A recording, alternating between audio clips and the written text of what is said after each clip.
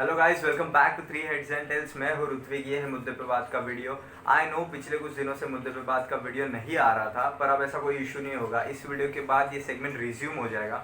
बहुत इंपॉर्टेंट और बहुत इंटरेस्टिंग वीडियो इसके आगे आने वाले हैं मुद्दे पे बात के सेगमेंट में। फिलहाल बात करते हैं आज के वीडियो में क्या होने वाला है। आज के वीडियो में कोविड से रिलेटेड इन्फॉर्मेशन है। मैं ये पहले बताना चाहूँगा, हमारे चारों तरफ कोविड फैला हुआ है और बहुत ज़्यादा कन्फ्यूजन है। मतलब मैं देख रहा हूँ रेमडेसिविर इंजेक्शन, मेडिकल ऑक्सीजन की कमी, first wave, second wave, third wave और वैक्सीनेशन से रिलेटेड क्वेश्चन, मतलब बहुत ज़्यादा है जिसके बारे में अभी तक मालूम नहीं है लोगों को। और हमने सोचा कि इन्हीं सवालों के जवाब हम ढूंढने की कोशिश करेंगे। तो आज हमारे साथ इस वीडियो में जुड़ेंगे doctor Akash Shinde.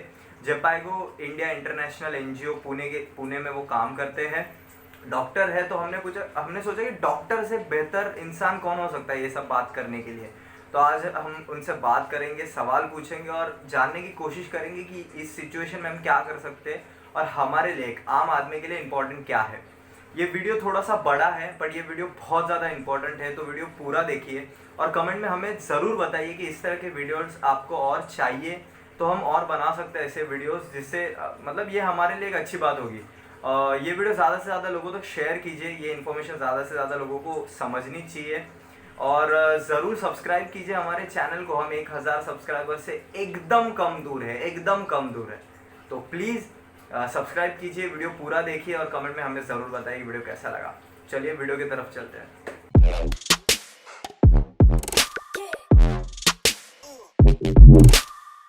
Hello and welcome on our channel. सगत सबसे पहले मैं आपको थैंक यू कहना चाहूँगा क्योंकि आप हमारे चैनल पे आए और आप जैसे कोविड योद्धा है, इसलिए होप है कि सब ठीक हो जाएगा, सब नॉर्मल हो जाएगा। तो हमारे पूरे थ्री हेड्स एंड टेल्स के टीम के तरफ से आपको बहुत ज़्यादा धन्यवाद। Thank you for inviting me on your channel. It's my pleasure. Okay, तो मैं आपको पहला सवाल पूछता हूँ जो बहुत दिन से मेरे खुद के दिमाग में है, और वो ये है कि कोविड जब 2020 में आया तब हमने फर्स्ट वेव कोविड की देखी।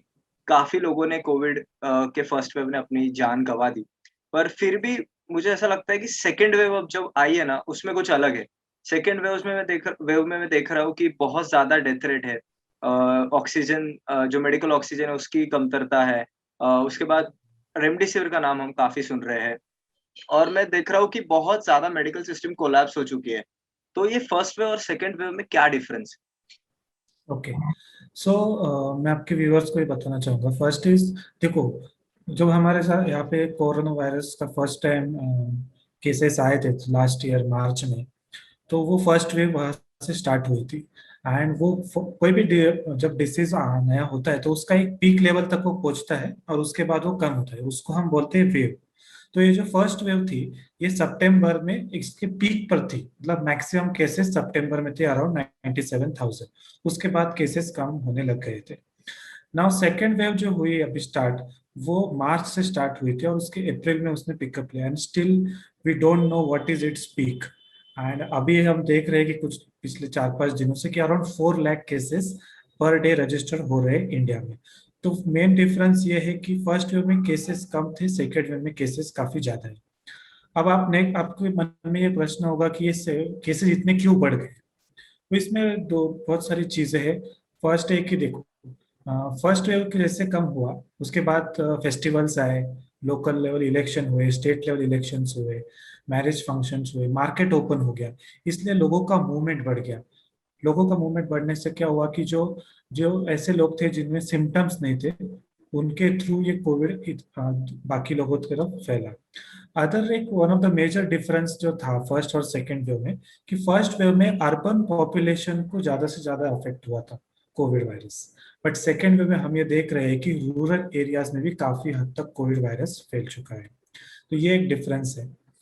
एज वाइज अगर हम कंपैरिजन करें, तो फर्स्ट वेव में भी ओल्डर पॉपुलेशन बहुत ज्यादा रिस्क था और सेकेंड वेव में भी ओल्डर पॉपुलेशन में ज्यादा रिस्क है। Marginal number of younger population थोड़ा सा हाईएस्ट है सेकेंड वेव में as compare to first wave.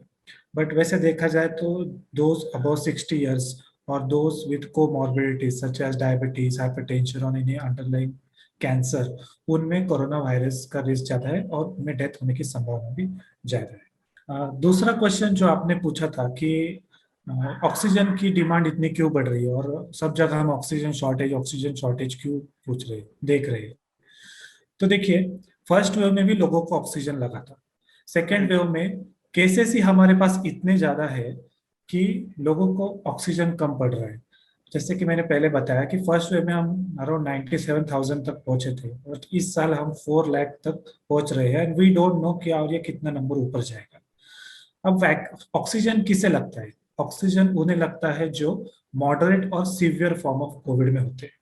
अब इसको कैसे आइडेंटिफाई करते हैं कि ब्रीदिंग अगर आपका 1 मिनट में अगर आपका ब्रीदिंग 24 ब्रीथ्स के ऊपर जा रहा है, जिसको हम रेस्पिरेटरी रेट बोलते हैं मेडिकल टर्मिनोलॉजी में, एंड आपका SpO2 मतलब पल्स ऑक्सीमीटर पे जब हम देखते हैं तो वो अगर 94 से कम हो रहा है, उस केस में हम बोल सकते हैं कि इसमें ऑक्सीजन की जरूरत लग सकती है। दूसरा एक रीजन ये है कि जो लोग हॉस्पिटल में जा रहे हैं उन सबको ज्यादा से ज्यादा लोगों को ऑक्सीजन का रिक्वायरमेंट हो रहा है। तो ये ऐसा क्यों हो रहा है कि शुरुआत में लोग जब उनको कोई भी सिम्टम आते हैं तो तुरंत डॉक्टर के पास नहीं जाते। वो घर पे ट्रीटमेंट लेते हैं या हवा का सुनते हैं, कुछ होम रेमेडीज ट्राई करते हैं। बट जब उसमें उनको ठीक नहीं लगता है, जब सिम्टम बढ़ जाते हैं या फिर जब उनको सांस लेने में तकलीफ होती है, तब वो डॉक्टर के पास जाते हैं और तब तक patient moderate to severe category में चला जाता है। एंड उस केस में फिर ऑक्सीजन उनको देने की जरूरत पड़ती है। एंड बिकॉज फर्स्ट वेव में जो हमने हमारे हेल्थ सिस्टम को जो चैलेंजेस थे उस पर काम नहीं हुआ अच्छे से, उसकी वजह से आज सेकेंड वेव में हमारी हेल्थ सिस्टम कोलैप्स हो गई है। हमने फर्स्ट वेव से जो सीखा, सेकेंड वेव में उसके ऊपर कुछ, सेकेंड वेव आने के पहले उस पर इतना काम नहीं हुआ। ऑक्सीजन की एक्सपेक्टेशन इस गवर्नमेंट ने सोची नहीं थी कि इतनी बढ़ेगी, एंड इसीलिए इतना रिक्वायरमेंट आज आ रहा है और कम पड़ रहा है।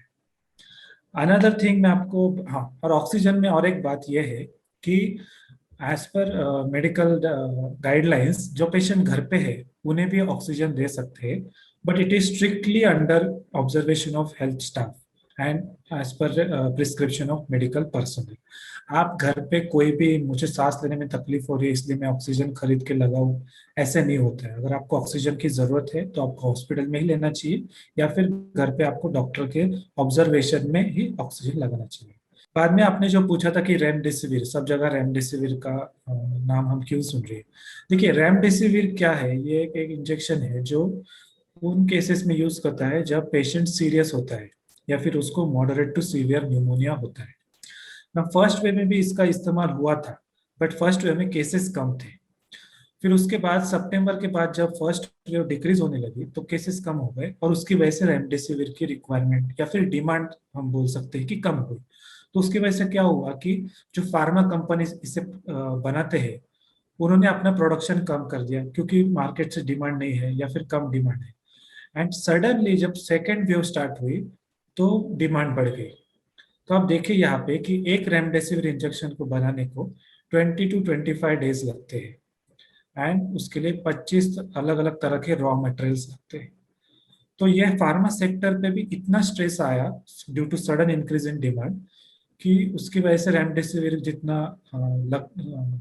जितनी डिमांड थी उसकी उतना सप्लाई वो कर नहीं पाया। और इसीलिए वो मीडिया ने टॉपिक इतना उठाया कि ताकि जल्द से जल्द फार्मा कंपनीज इसको किसी तरह से प्रोडक्शन बढ़ाए एंड रेमडेसिविर का सप्लाई हो। रेमडेसिविर एक इम्पॉर्टेंट मेडिसिन है जो डॉक्टर के सुपरविजन में ही हॉस्पिटलाइज पेशेंट को ही लेना चाहिए। आप रेमडेसिविर घर पे नहीं ले सकते। इसके रेमडेसिविर के साथ साथ एक दूसरी मेडिसिन भी है, टोसिलिजुमैब। इसका भी नाम आजकल बहुत चल रहा है।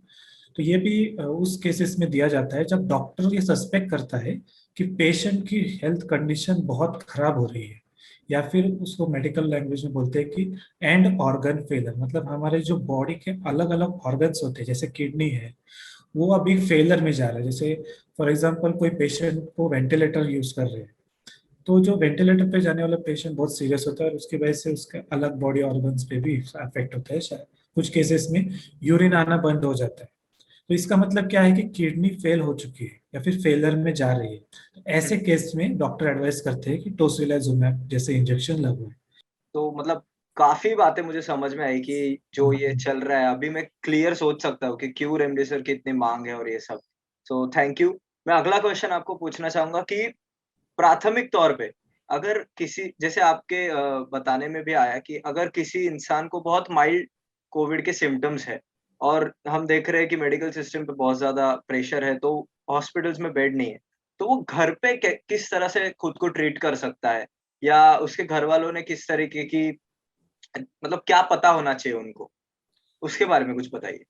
यस, पहली बात तो ये है कि अगर किसी को भी या फिर अगर आपको लगता है कि आप किसी पॉजिटिव पेशेंट के कांटेक्ट में आए थे पिछले कुछ दिनों में, या फिर आपको कोविड के सिम्टम दिख रहे हैं जैसे कि fever, cough, headache, sore throat, lethargy, then breathing difficulty, loss of smell और लॉस ऑफ टेस्ट, इनमें से कोई भी सिम्टम अगर आपको आ रहा है, आजकल बर्निंग आइज भी एक सिम्टम है, तो ये अगर सिम्टम आपको पहले तो दिख रहे हैं, तो सबसे पहले कि आप अपने आप को आइसोलेट करें अलग रूम में, और जल्दी से जल्दी डॉक्टर को विजिट करें।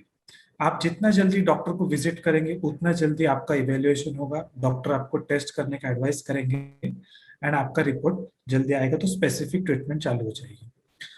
तो पहले तो ये करना है, और जब तक आपका रिपोर्ट ना आए तब तक आपको घर में अलग कमरे में रहना है और डबल मास्क यूज करना है। पहले तो सिंगल मास्क बोलते थे, लेकिन अब डबल मास्क यूज करना है। सेकेंड इज, आपको अलग रूम में रहना है और वहां पे अच्छा वेंटिलेशन होना चाहिए, जैसे खिड़कियां वगैरह, ताकि हवा पास हो। ओके।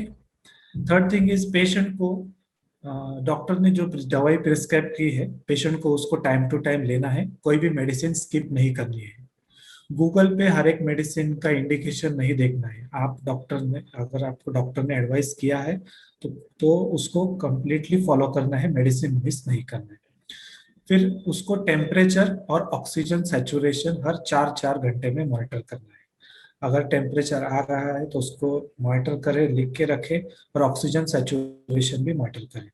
अगर ऑक्सीजन सैचुरेशन 94 से नीचे जाता है तो पेशेंट को उसके रिलेटिव्स को बोलना है और उनको हॉस्पिटल ट्रीटमेंट के बारे में अपने डॉक्टर से कंसल्ट करना चाहिए, शायद उनको ऑक्सीजन बेड लग सकता है। दूसरी बात है डाइट। तो पेशेंट को न्यूट्रिशियस डाइट देना चाहिए, प्रोटीन रिच डाइट देना चाहिए, जैसे स्प्राउट्स हो गए, या फिर चिकन, मटन, या फिर मछली, फिश, एग्स, ये सब उनको डाइट में ज़्यादा से ज़्यादा होना चाहिए। एंड डाइट स्किप नहीं करना है किसी भी हालत में। दूसरी एक इम्पॉर्टेंट बात है कि जो पेशेंट घर पे ट्रीटमेंट लेते हैं, रिलेटिव्स को उनको साइकोलॉजिकल सपोर्ट देने की भी काफ़ी ज़रूरत है, क्योंकि पेशेंट हेल्दी, बॉडी तो उसकी हेल्दी रह सकती है, या फिर उसको दवा जो है उसके फिजिकल लेवल पे काम करेगी, लेकिन मेंटल लेवल पे रिलेटिव्स को ये बहुत ध्यान में रखने की ज़रूरत है कि पेशेंट को आपको साइकोलॉजिकल सपोर्ट देना है, उनका जो भी प्रॉब्लम है उसको समझ के लेना है, और अपनी तरफ से ज़्यादा उनको केयर करना है। और अगर आपके घर में छोटे बच्चे हैं या फिर बूढ़े हैं तो उनसे उनका दूरी बनाए रखें, क्योंकि ये वल्नरेबल पॉपुलेशन है, मतलब इनमें कोविड होने की संभावना ज्यादा है। ओके ओके, ये काफी है, मतलब इससे भी बहुत कुछ समझ में मिला मुझे। उसके बाद मैं पूछना चाहूंगा कि वैक्सीन के बारे में अभी बहुत मैं देख रहा हूँ कि मतलब ज्यादातर लोगों को वैक्सीन लेनी है, कंज्यूम करनी है, बहुत लोग कर रहे हैं, स्लॉट्स नहीं मिल रहे हैं अभी तो फिलहाल। तो वैक्सीन के बारे में फिर भी कुछ लोगों के दिल में मलाल है कि लॉन्ग टर्म इसके इफेक्ट्स अभी तक हम देख नहीं पाए, तो कुछ लॉन्ग टर्म में कुछ उससे साइड इफेक्ट्स हो सकते हैं क्या बॉडी पे, और किन्हें वैक्सीन लेनी चाहिए? अगर मतलब मैं एग्जांपल दूं इस क्वेश्चन के लिए, तो वो है कि अगर किसी को कोरोना हो गया है, और उसको फिर कितने दिन बाद वैक्सीन लेनी चाहिए? फर्स्ट डोज अगर उसने लिया और फिर उसको अगर मतलब कोरोना हो जाता है, तो उस हालत में क्या करना चाहिए? तो ये वैक्सीन और वैक्सीन रिलेटेड जो क्वेश्चन है उसके बारे में मुझे बताइए। पहले तो आप ये देखिए कि वैक्सीन क्या है। वैक्सीन एक सेफ, इफेक्टिव और सिंपल तरीका है जो आपके इम्यून सिस्टम को स्ट्रेंथन करता है, जिसकी वजह से आप हार्मफुल डिसीज से बचते हैं before you come in contact with them. So vaccine क्या करता है, आपकी इम्यून सिस्टम को एंटीबॉडीज बनाने के लिए हेल्प करता है। बट वैक्सीन में क्या होता है कि वैक्सीन में वायरस ही यूज होता है, बट उसमें उसकी डिसीज प्रोड्यूसिंग पावर जो होती है वो कम की जाती है। लेकिन हमारी बॉडी उसके अगेंस्ट जो एंटीबॉडीज बनाती है, उसकी वजह से हमारी बॉडी में एक मेमोरी सेल्स बनते हैं जो अगर फ्यूचर में हम उस बीमारी के कांटेक्ट में आए, रियल लाइव वायरस के, तो हमारी बॉडी में ऑलरेडी जो इम्यूनिटी है वैक्सीन के वजह से बनी हुई, वो उस पर अटैक करती है और उससे हमें बचाती है। तो इस तरह से वैक्सीन काम करता है। आज हमारे पास बहुत सारे वैक्सीन है, जैसे कि पोलियो के है, टीबी का है, हेपेटाइटिस बी का है, और अलग अलग रूट से भी दिया जाता है। अभी कोरोना का वैक्सीन के बारे में अगर हम बात करें, तो आज मार्केट में 10 से भी ज्यादा वैक्सीन अवेलेबल है। जैसे यूएस में फाइजर की है, मॉडर्ना है, फिर जॉनसन एंड जॉनसन है। हमारे पास आज इंडिया में दो वैक्सीन के लिए एक्चुअली मार्केट में अवेलेबल है, कोविशील्ड एंड कोवैक्सीन। और रिसेंटली गवर्नमेंट ऑफ इंडिया ने स्पुतनिक वी, जो एक रशियन वैक्सीन है, उसको भी अप्रूवल दिया है और कुछ ही दिनों में वो भी मार्केट में आएगी। तो वैक्सीन का जब पहले तो है कि वैक्सीन जब बनती है या फिर उसका जब क्लिनिकल रिसर्च होता है वैक्सीन का, तो उसको काफी डिटेल में और काफी हाई लेवल मॉनिटरिंग के साथ होता है। और उसके जो स्टेजेस होते हैं वो स्टेज 0 से लेके स्टेज 4 तक होते हैं। उसमें उसका सेफ्टी, इफिकेसी और इफेक्टिवनेस, ये सारे चेक किए जाते हैं, ताकि उसका कोई रिस्क ना हो या फिर उसकी वजह से किसी को हार्मफुल ना हो। साइड इफेक्ट्स की अगर बात करें, तो यस, आप कोई भी दवा लो या फिर कोई भी वैक्सीन लो, माइल्ड साइड इफेक्ट्स होते हैं। जैसे अगर हम कोविड का वैक्सीन ले, कोई भी कोविशील्ड या फिर कोवैक्सीन, तो साइड इफेक्ट्स जो कॉमन है वो है fever, pen eight injection site, कुछ लोगों को डायरिया भी होता है। बट ये जो वैक्सीन के साइड इफेक्ट्स है, इनको केयरफुली मॉनिटर किया जाता है जब इसका रिसर्च होता है। और as per standard protocol, vaccine देने के बाद 2 महीने तक उस कैंडिडेट को ऑब्जर्व किया जाता है कि उसमें कोई एडवर्स रिएक्शन ना आए जिसकी वजह से उसकी जान को खतरा हो।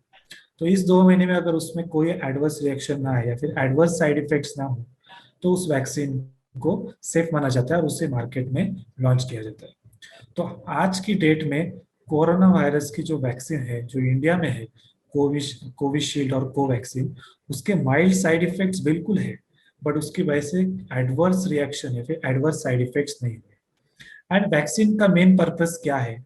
To save our lives, so that we can resume our routine activities, जो पहले नॉर्मल नॉर्मल एक्टिविटीज जो थे हमारे, वो रिज्यूम कर पाए। तो वैक्सीन को इस तरीके से देखिए कि वो आपकी जान बचाता है। उसके साइड इफेक्ट्स को हमें अभी नहीं देखना चाहिए, क्योंकि it is very important to be alive, to be alive in future, so that we can see future. Vaccine के बारे में एक इम्पोर्टेंट चीज मैं आपको बताना चाहूंगा कि गवर्नमेंट ऑफ इंडिया ने कुछ दिनों के पहले एक डेटा रिलीज किया था। तो उन्होंने एक एनालिसिस किया था कि फर्स्ट डोज लेने के बाद कितने लोगों को कोविड इन्फेक्शन हुआ एंड सेकेंड डोज के बाद कितने लोगों को इन्फेक्शन। तो उन्होंने कोविशील्ड और कोवैक्सीन दोनों का एनालिसिस दिया था। तो आप यू मे बी सरप्राइज कि इट इज ओनली 0.03% टू 0.04% लोगों को कोरोना वायरस हुआ है। It clearly shows that vaccine is effective and it must be taken by all of us when we are eligible. So I request all of you to take vaccine when your turn or when you become eligible. Okay, okay, ठीक है। और मतलब अगर किन्हें और किसे vaccine लेनी चाहिए? अगर कोई महिला प्रेग्नेंट है तो क्या उसे वैक्सीन लेनी चाहिए? और कोई ये आजकल किसी की मेजर सर्जरी हुई है तो क्या उसे वैक्सीन कब लेनी चाहिए, कितने दिनों बाद लेनी चाहिए? कोविड इन्फेक्शन हो चुका है तो वो कब ले सकते हैं? तो as per government's guideline 4 to 8 weeks after full recovery आप वैक्सीनेशन के लिए एलिजिबल होते हैं। इसके साथ साथ अगर आपको अभी कोई बीमारी है जिसका आपको ट्रीटमेंट चल रहा है, या फिर आपको जैसे कोई रिसेंट अगर आपका ऑपरेशन हुआ है, तो आप अपने डॉक्टर से कंसल्ट कीजिए कि क्या मैं अभी एलिजिबल हूँ या नहीं। वुमेन्स के बारे में अगर हम बात करेंगे, तो अभी जो रिसेंट गवर्नमेंट की गाइडलाइन आई है, तो उसमें ये उन्होंने बताया है कि अगर कोई महिला प्रेग्नेंट है, इफ और she is suspecting that she is pregnant, तो उसे वैक्सीन नहीं लेना चाहिए।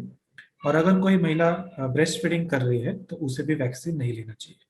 इंटरनेशनल बॉडीज ने तो ये रेकमेंड किया है कि आप वैक्सीन ले सकते हो, बट हमारे पास इतना इनफ डेटा नहीं है इंडिया में, इसीलिए गवर्नमेंट ने उसे अभी रेकमेंड नहीं किया है। तो ये आप जरूर ध्यान रखिए। दूसरी बात, अगर आप पीरियड्स है किसी महिला को, तो आप कोई भी डे हो आप वैक्सीन ले सकते हैं। पीरियड्स का आपके इम्यूनिटी पे कोई असर नहीं होता है।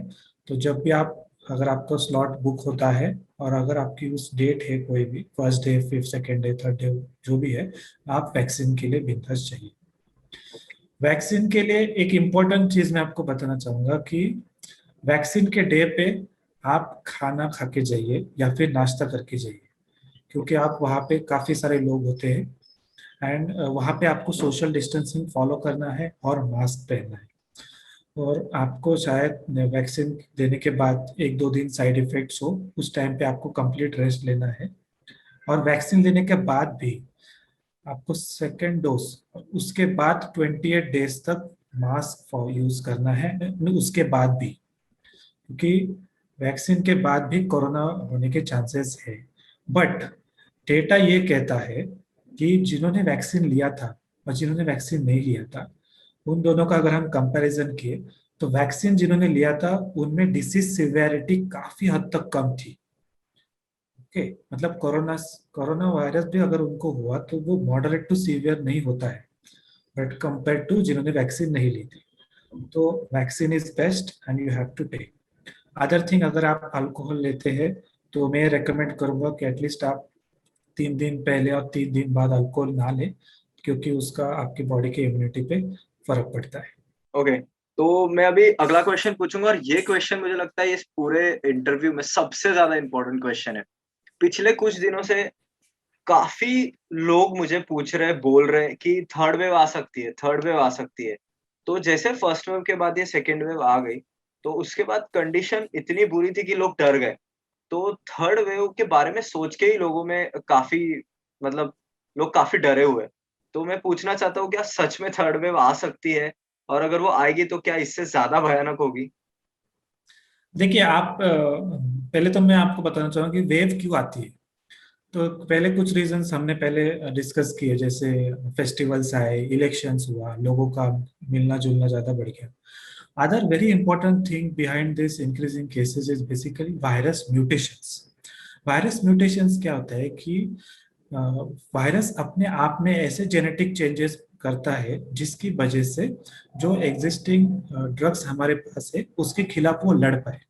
तो आप न्यूज में भी आज देखते होंगे कि ये यूके स्ट्रेन है, ये अफ्रीकन स्ट्रेन है। तो ये कोरोना वायरस के ही अलग अलग स्ट्रेन है जो इसको हम म्यूटेशंस की वजह से वो बने हैं एंड उसकी वजह से केसेस बढ़ रहे हैं। अगर हम इंडिया की बात करें तो इंडिया में अभी हम सेकेंड वेव में है, बट यूरोपियन कंट्रीज और कनाडा में अभी थर्ड वेव चल रही है। सो इंडिया में भी ये एक्सपेक्टेड है कि सितंबर अक्टूबर में थर्ड वेव आएगी। एंड ये पॉसिबल भी, कुछ एक्सपर्ट्स कहते हैं कि ये थर्ड वेव चिल्ड्रन को ज्यादा अफेक्ट करेगी। अब ये क्यों? तो चिल्ड्रन, तो वन ऑफ द एक रीजन है कि चिल्ड्रंस में ज्यादा केसेस दिखे नहीं है, तो उनमें नेचुरल इम्यूनिटी नहीं है। दूसरा रीजन ये है कि हमारे पास बच्चों के लिए वैक्सीन नहीं है। आज जो भी वैक्सीन है वो अबव 18 ईयर्स के लिए है। तो ये एक रीजन है। तो ये दो इम्पोर्टेंट रीजन है। तो इसीलिए स्टेट गवर्नमेंट ऑफ महाराष्ट्र ने पीडियाट्रिक स्टेट टास्क फोर्स भी बनाया है। मतलब जो बच्चों के डॉक्टर्स होते हैं उनकी एक एक्सपर्ट कमेटी बनाई है जो थर्ड वेव के लिए गवर्नमेंट को गाइडेंस करे कि उसके लिए कैसे प्रिपेयर होना है। हमें कैजुअल अप्रोच नहीं लेना है। अगर आपने वैक्सीन भी लिया है तो भी आपको ये इंश्योर करना है कि आप रेगुलर हैंड वॉश करें, सोशल डिस्टेंसिंग फॉलो करें, मास्क यूज करें।